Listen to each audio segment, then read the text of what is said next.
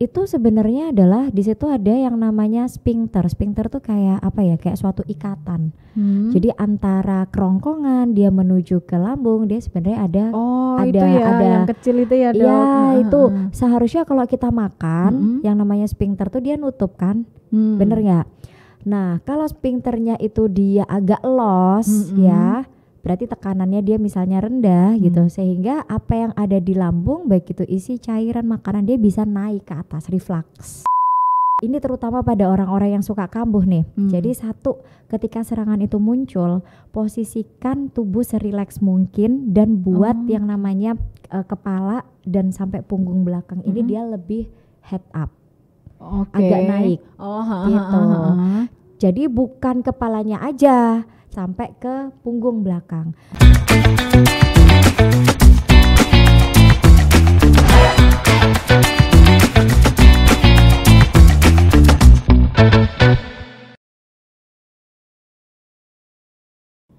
Halo, selamat datang kembali di podcast Harian Surya dan Tribun Jatim Network. Cakap sana, cakap sini. Seperti pada episode yang sebelumnya, jadi di episode kali ini Akira masih akan membahas mengenai isu kesehatan yang tepatnya ada di bagian lambung, bener ya dok?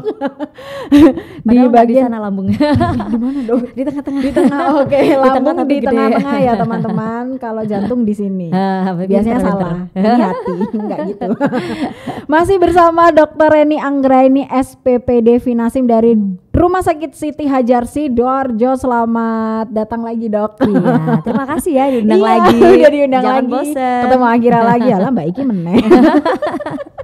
Masih seperti yang Akira bilang tadi, hari ini tetap Akira akan membahas tentang isu kesehatan, tepatnya mengenai kesehatan lambung yang biasanya juga dialami oleh banyak orang, kebanyakan ya pekerja seperti Akira. Kalau pada episode lalu yang dibahas adalah MAH, tapi di episode kali ini yang dibahas adalah mengenai GERD. Nah ini biasanya orang-orang suka beda, aku tuh MAH, aku tuh GERD. Nah ini Dr. Reni yang udah spesialis penyakit dalam ini akan menjelaskan perbedaan antara MAH dan GERD itu di mananya dok. Silakan. Oke, jadi seperti yang kita udah bahas sebelumnya ya Mbak ya. Jadi kalau misalnya MAH itu kan istilahnya kayak orang gastritis ya. Jadi ada suatu peradangan atau luka, ada sebabnya, misalnya karena anti nyeri gitu ya, atau infeksi itu seperti itu. Tapi perlu kita ketahui bahwa kalau MAH itu ya, ini mumpung ada ininya mumpung ya. ada slide-nya teman-teman. Mumpung slide-nya.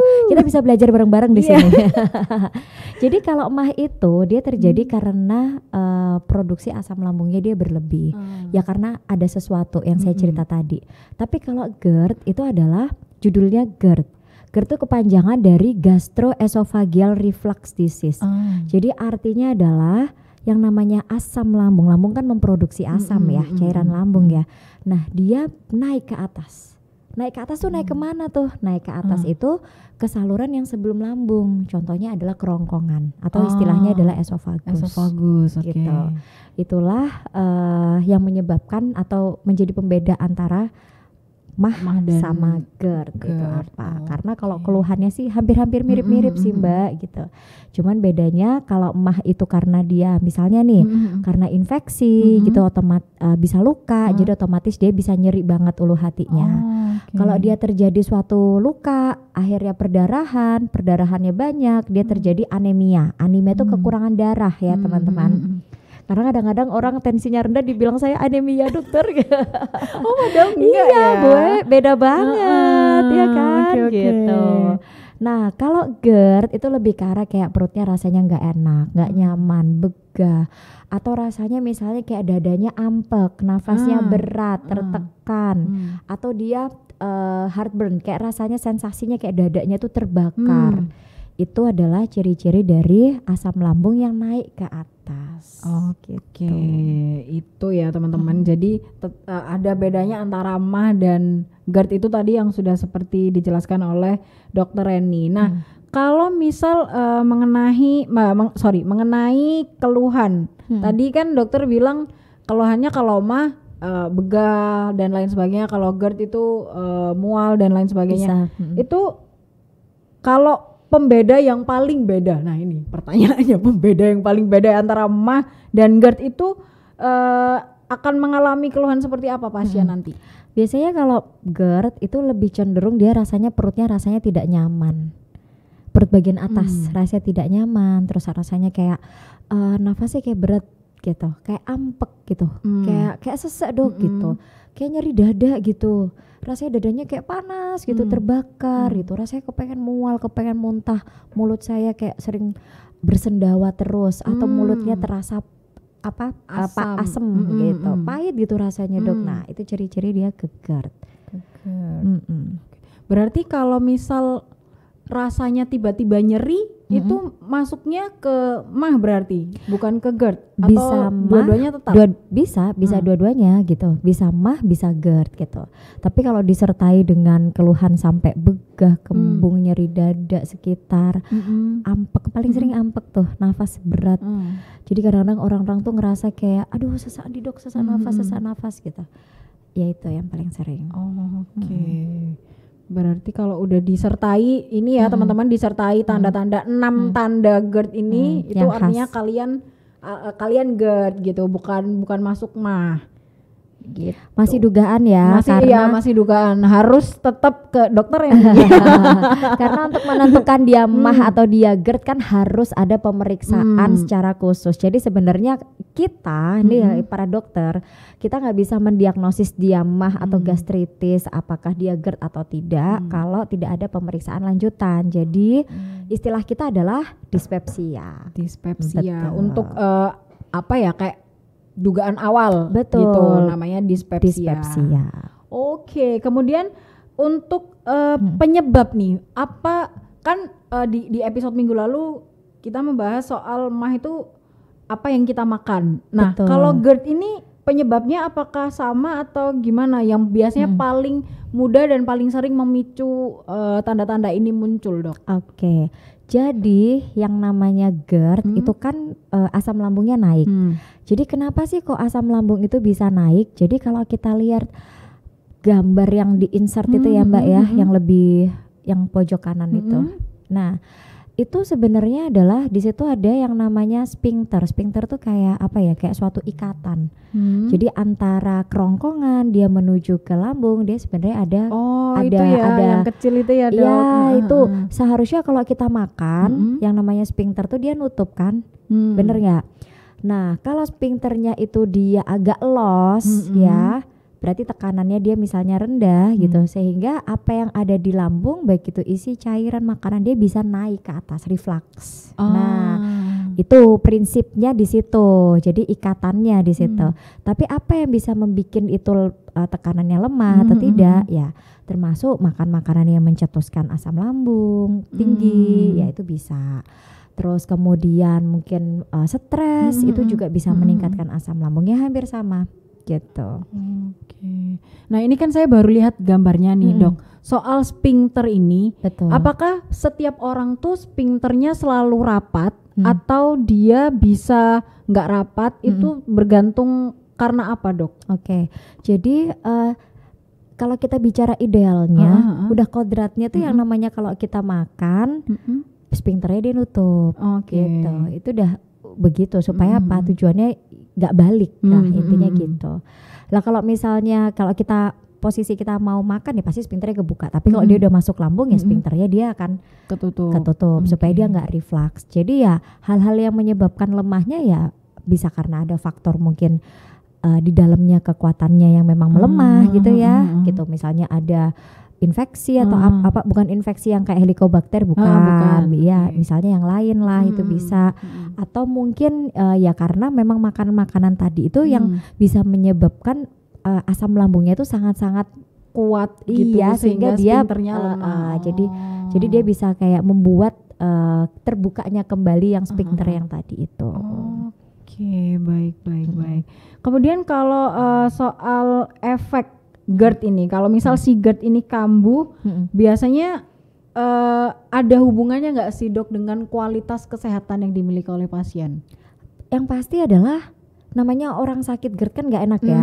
Sebenarnya bukan nggak enak terus gimana-gimana, tapi tentu itu akan menurunkan kualitas hidup. Ya kan? Maksudnya kualitas hidup itu lebih ke arah kayak yang tadinya kerja nggak ada masalah, akhirnya gara-gara GERD, aduh rasanya kok nggak enak ya, gini, namanya orang perasaan tidak enak kan tentu akan menurunkan kualitas dia bekerja, kualitas dia dalam berkonsentrasi dan sebagainya gitu. Baik. Kalau misal mah itu ada pertolongan pertamanya seperti yang saya bilang di episode episode yang sebelumnya. Kalau GERD ini apakah pertolongan pertamanya ketika orang merasa penyebab-penyebab ini muncul itu sama kayak mah atau gimana sih, saya kok jadi bingung. Apakah pertolongan pertama itu sama seperti orang yang mengalami mah, misal dikasih air hangat atau obatnya juga sama, gimana? Hampir sama sebenarnya. Jadi prinsipnya gini, kecenderungan asam lambung itu naik pada saat malam hari atau pagi hari. Jadi jadi kadang-kadang orang itu terasa malam hari, terus terasa pas pagi bangun tidur itu baru berasa. Pemicunya banyak ya, termasuk salah satunya misalnya kadang-kadang stres. Jadi kadang-kadang itu, ini agak melenceng dikit. Jadi kadang-kadang tuh pasien-pasien tuh suka, saya nggak bisa tidur dok malam-malam. Malah overthinking. Iya, kenapa gitu? Yang lainnya udah ditinggal tidur ya. Iya dok, yang lainnya udah pada bisa tidur, kok enak dia bisa tidur gitu. Akhirnya langsung takut kan, takut kepikiran ini itu. Akhirnya malah menghantui dirinya sendiri. Bukannya asam lambungnya makin turun, malah makin naik. Jadi ini terutama pada orang-orang yang suka kambuh nih. Jadi satu, ketika serangan itu muncul, posisikan tubuh serileks mungkin dan buat yang namanya kepala dan sampai punggung belakang ini dia lebih head up, agak naik, gitu. Jadi bukan kepalanya aja. Jadi kadang-kadang kalau kita suruh bu coba dinaikkan gitu, cuman kepalanya aja yang diganjel sama bantal tinggi, double gitu. Iya, padahal maksudnya adalah sampai ke punggung belakang. Tujuannya apa? Bayangin aja kalau kita naikin posisinya, misalnya ini lambung, dia nggak bisa naik dong, cairan mana bisa? Maksudnya kan cairan kan tidak bergerak tidak berpindah tempat dari tempat yang rendah ke tempat yang tinggi kan, bener nggak? Nah, tapi kalau kita tidurnya flat gimana? Ya, jadi ngalir aja. Itu rasanya kan jadi makin ampek. Rasanya begitu. Kalau misalnya makin teraliri gitu kan, rasanya makin nggak enak, dadanya makin rasanya begah, berat gitu loh, rasa nggak nyaman. Itu yang pertama. Yang kedua adalah karena bikin serileks mungkin. Kalau pakai ikat pinggang, lepas bajunya, pakai yang longgar. Mohon maaf kalau misalnya pakai yang daleman, ya itu ya coba pokoknya saya bikin intinya adalah tidak ada sesuatu yang mengikat. Mengikat atau bikin ketat di area dada atau perut bagian atas. Gitu. Terus kemudian ya serileks mungkin, pokoknya jangan mikir yang terlalu macam-macam. Tetap harus hindari makan makanan yang mencetuskan asam lambung, hampir sama ya sama mah ya, makanannya gitu. Terus kemudian ya bisa kita menggunakan obat-obatan juga bisa. Obatnya hampir sama mbak, sama obat-obatan mah. Kalau soal posisi tidur tadi, apakah pasien harus posisinya itu harus kadang gimana ya? Ini biar mic-nya. Apakah harus duduk gini atau ada kayak sebenarnya boleh yang cuman segini doang atau gimana dok? Boleh, pokoknya tinggi aja. Pokoknya tinggi. Yang penting punggung dan kepala di posisi tertinggi. Iya, dan dia maksudnya bukan kepalanya aja. Kan tujuan kita adalah supaya cairan ini nggak naik. Iya, cairan nggak naik gitu lah. Kalau misalnya cuman kepalanya aja yang diganjal sama bantal tinggi, tapi posisi lambung dan punggungnya dia nggak ikut naik kan sama aja. Jadi intinya adalah bagaimana caranya punggung. Kalau punggungnya naik kan otomatis kepalanya ikut naik, mbak. Iya nggak? Benar. Iya. Iya dong. Iya. Ya kenapa aku jadi mikir sih? Ya kalau misalnya mau lebih enak sambil duduk tegak nggak masalah gitu. Intinya adalah ya masa orang sekarang lagi tidur posisinya duduk tegak nggak mungkin. Iya. Gitu. Kemudian soal kalau ini kan mah sama GERD itu sering disama-samakan ya dok. Kalau untuk makanan dan minuman tertentu itu apakah jenisnya juga sama? Misal kayak mah nggak boleh makanan berlemak, bersantan, asam, pedas dan itu ya. Apakah di GERD ini juga sama? Iya. Karena makan makanan yang seperti itu memang dia bisa mencetuskan asam lambungnya naik. Oh ini nih. Ini gejalanya. Heartburn itu rasanya kayak dadanya kayak rasanya terbakar. Emang bener rasanya kayak terbakar. Panas gitu. Iya, benar. Iya. Itu orang bilang mungkin panas dalam juga ya rasanya itu. Itu atau mulut rasa pahit gitu. Regurgitasi itu adalah perasaan ada cairan atau makanan yang dia bergerak ke kerongkongan, bergerak naik ke atas. Jadi rasanya kok kayak ada yang jalan ya dok ya. Biasanya itu kalau orang-orang gitu. Yang di tahap yang udah pengen muntah kali ya. Benar. Jadi kayak ada apa sih yang jalan di sini, aduh kok nggak enak. Iya. Atau kadang-kadang sakit tenggorokan nih sama batuk. Jadi kadang-kadang kalau misalnya orang itu rasanya benar-benar ada kasus. Jadi misalnya sakit tenggorokan gitu ya, ternyata itu adalah sakit tenggorokan yang terjadi karena tenggorokannya itu teriritasi karena asam lambung yang bolak-balik naik. Gitu. Bisa. Jadi misal kalau orang tuh kan aku tuh radang tenggorokan, jadinya kayak merah di bagian sana. Itu ya radang. Itu penyebabnya berarti nggak cuman es terus gitu. Bukan cuman kasian itu. Ya disalahin ya esnya ya. Kasian esnya disalahin. Iya, berarti nggak cuman es aja, maksudnya nggak cuman karena es, tapi juga mungkin itu sebagai satu tanda bahwa dia mengalami asam lambung yang naik. Iya bisa. Atau bahkan batuk gitu. Jadi kadang-kadang orang batuk intinya adalah sakit tenggorokan atau batuk tidak selamanya dia terhubung karena infeksi bakteri atau virus ya gitu. Tapi pada kasus di mana orang tuh kok sering banget sakit tenggorokan atau dia sering banget dia batuk-batuk gitu, diperiksain kok normal-normal aja, diobatin antivirus, antibiotik kok ya sama aja nggak ada perubahan. Ya salah satu penyebabnya bisa karena asam lambungnya reflux. Gitu. Wah, ini juga bisa jadi informasi penting nih buat teman saya karena dia juga katanya dia udah periksa ke dokter karena dia kan sering batuk sih dok. Batuknya juga sama ini gejalanya batuk kering, tapi dia udah nggak merokok, dia udah nggak udah berhenti. Ketika diperiksain ke dokter juga nggak ada tanda-tanda. Saya kan takutnya dia kenapa-napa ya. Mungkin itu bisa jadi asam lambung ini. Bisa banget. Tapi tetap harus ada prosedural ya. Batuk lama kita harus singkirkan, paling enggak dia ada penyakit ke arah paru atau tidak gitu. Tapi kalau misalnya dicek ternyata hasilnya normal semua, nggak menutup kemungkinan itu karena refluksnya asam lambung. Wah ini informasi bisa saya capture nih buat teman saya. Nah sama seperti yang saya tanyakan mengenai penyakit apakah GERD ini juga termasuk penyakit genetik? Tidak dong. Tidak. Berarti dia sifatnya sama seperti bisa disembuhkan. Hindari pencetusnya. Hindari penyebabnya gitu. Selagi ini penyakit yang susah-susah gampang ya. Iya, agak rewel GERD. Agak rewel karena kalau kadang-kadang itu saya yakin kadang-kadang orang-orang tuh bisa banget ya yang namanya menghindari makanan. Kalau makanan gampang dong dihindari, tapi kadang-kadang yang sulit dihindari itu adalah kelola pikiran. Nah, stres itu yang mungkin agak sulit gitu ya. Jadi mungkin bukan stres masalah kehidupan atau apa, tapi karena stres kok nggak sembuh-sembuh ya sakitnya. Itu kan justru malah bisa meningkatkan asam lambungnya naik lagi gitu. Baik.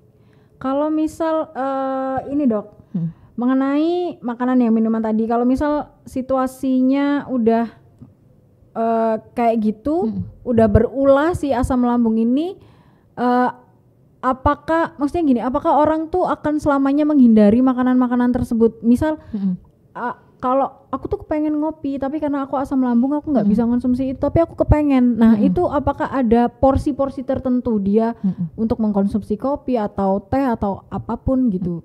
Jadi sebenarnya gini, itu kan secara garis besar. Jadi makanan ini itu kan hanyalah secara garis besar apa yang bisa menyebabkan asam lambungnya naik. Tapi kan bukan berarti gara-gara makanan X ini nih yang nyebabin asam lambungku naik, kan belum tentu gitu.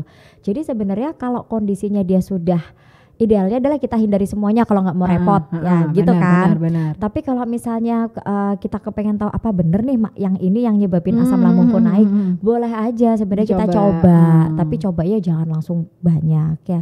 Kita coba ini sedikit. Oh ternyata nggak apa-apa, ya udah nggak apa-apa gitu. Gitu sih. Dan tiap orang kan beda-beda ya Mbak ya.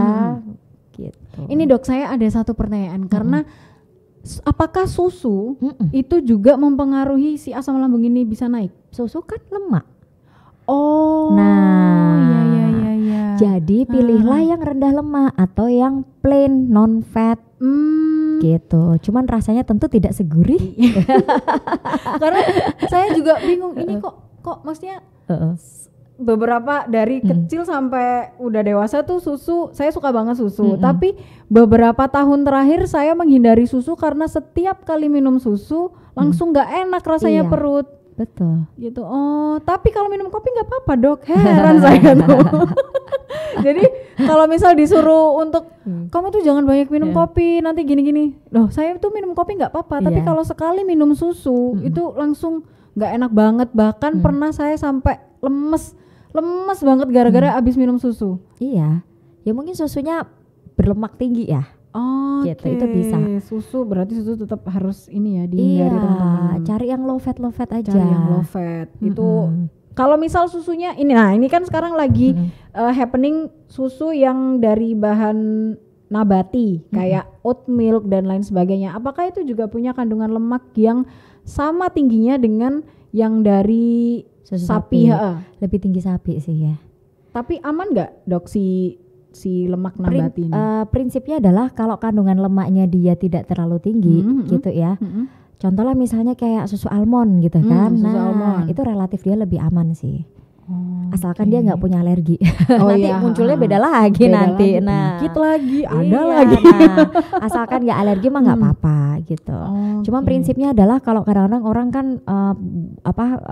dok butuh susu nih biar menambah kekuatan misalkan kayak gitu. Ya terserah, tapi prinsipnya adalah cari aja yang low fat, rendah lemak. Cari udah aja yang itu low aja. fat, Mau yang apapun plain. itu ya gitu. Yang penting rendah lemak. Oke, baik.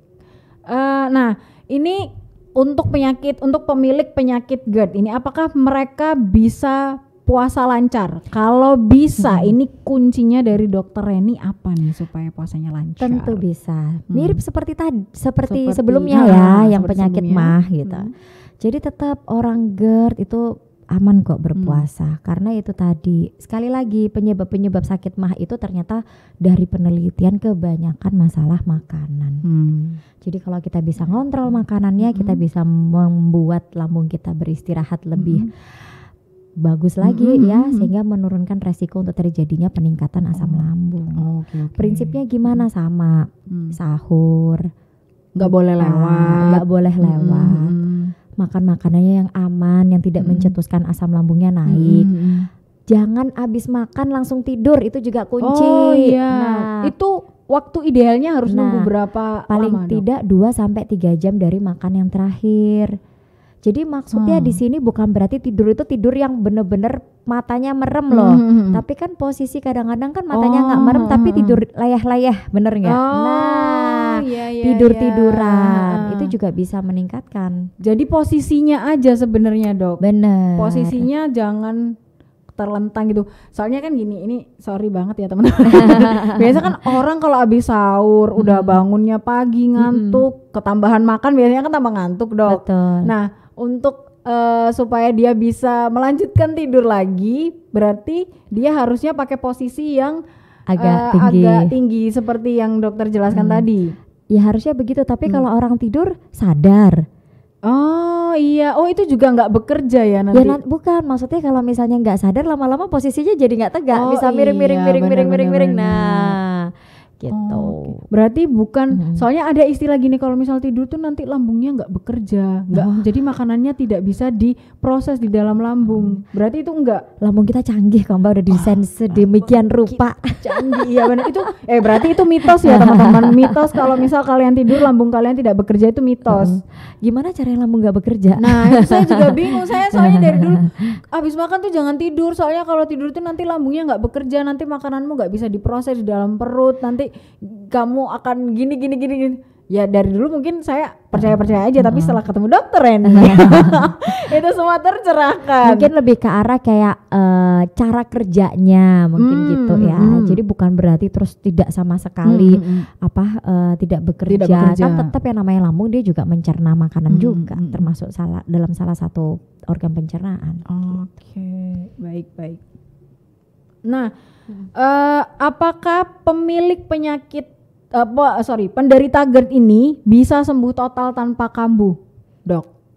Balik lagi. Nah, kalau kita itu bisa menghindari pencetusnya, ya kita harapannya adalah tidak kembali gitu. Oke. Jadi bisa sembuh total kalau kalian nurut sama dokter ini, menghindari makanan-makanan yang bisa menyebabkan si asam lambung itu naik. Betul. Makanan pedas, asam, berlemak dan lain sebagainya.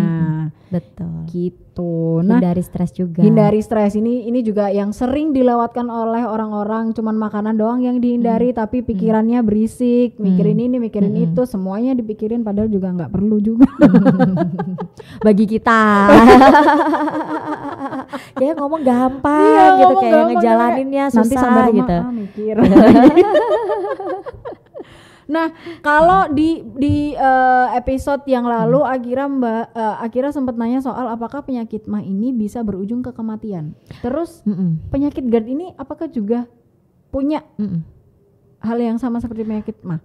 Jadi kalau refleks asam lambung itu terjadi terus-terusan, itu bisa menyebabkan suatu penyakit.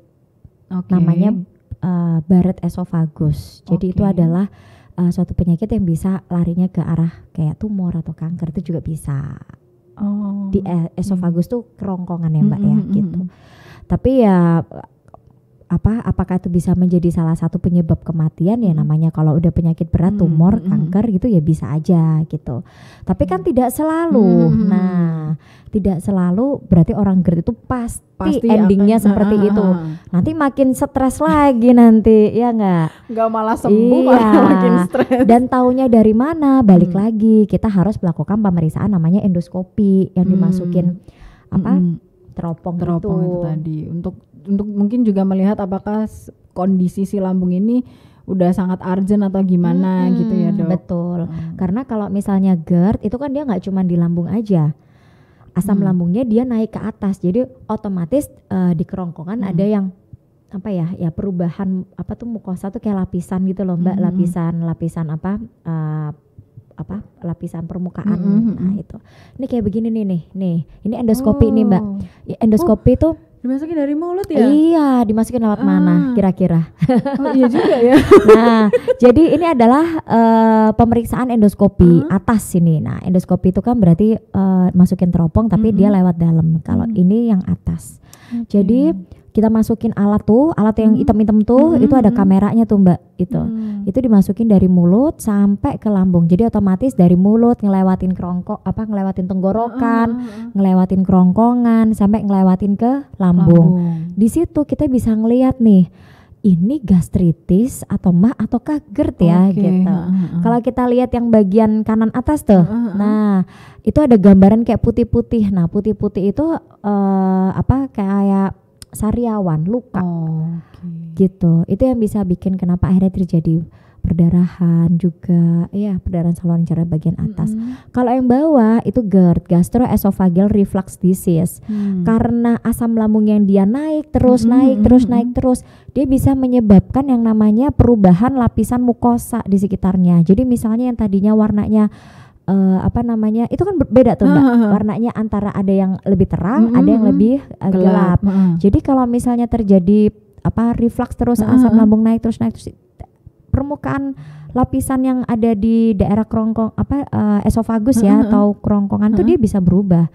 Nah itu nanti yang perubahan epitel atau perubahan kayak mukosa sel-sel itu bisa mencetus terjadinya suatu tumor. Normalnya dia harusnya warna apa Dok? Yang gelap atau terang? Harusnya dia yang agak pudar ya gitu. Jadi kalau dia terus terkikis terus ya bisa jadi ini mukosal break namanya kalau kita istilah. Agak merinding juga ya. Tapi kalau kita ngomongin kayak gitu kan belum kalau misalnya kita ceritain ke pasien kan takutnya pasiennya ngeri sendiri ya. Jadi ya intinya pokoknya kalau kita bisa kendalikan asam lambungnya ya asam lambungnya nggak naik ya nggak terjadi kerusakan, nggak terjadi yang begitu. Benar. Oke. Nah Dok, ini satu pertanyaan terakhir sebelum kita mengakhiri berakhir. Ini mengenai obat Ini kan kalau misal kita ngomongin perkara obat lambung tuh kan bebas sebenarnya dijual di luaran. Tapi ada nggak sih dok kayak mungkin tips? Karena kan nggak, maksudnya gini, orang-orang tuh kan kadang tidak sempat meluangkan waktunya untuk ke dokter. Jadi mereka browsing, kemudian mereka menemukan apa istilahnya kayak rekomendasi obat. Nah, kalau dari dokter Reni sendiri ada nggak sih dok seperti mungkin ciri-ciri atau tips untuk obat lambung ini supaya dia aman dikonsumsi? Oke. Jadi prinsipnya obat lambung itu kita konsumsi kalau sebenarnya idealnya adalah kalau dia ada gejala atau sebagai atau misalkan dia dalam kondisi yang terus-terusan ada keluhan ya kita bisa pakai obat itu terus ya untuk mencegah gitu. Jadi sebenarnya gini Mbak, obat lambung saya pernah cerita ya kalau obat lambung tuh kan banyak banget dengan cara kerja yang berbeda-beda. Ada yang dia menetralisir, ada yang dia ngeblok pompa. Jadi kalau di blok pompanya harapannya adalah asamnya nggak sampai yang si H+ apalah udah mulai kita bahas kayak rumus-rumus gitu. Catatan ya teman-teman, bawa buku catatan kalian.